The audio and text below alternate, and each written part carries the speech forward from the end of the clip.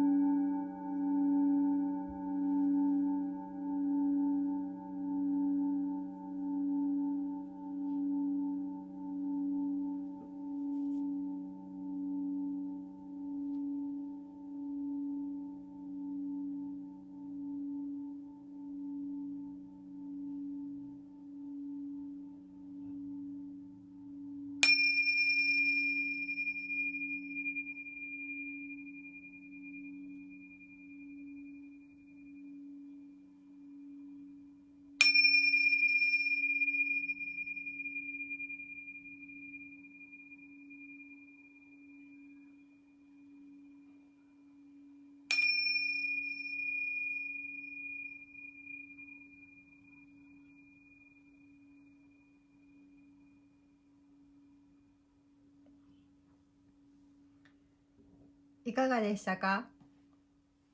今日は初めて動画をアップするので、またコメントなどいただければ励みになりますので、よろしくお願いします。今日はご視聴ありがとうございました。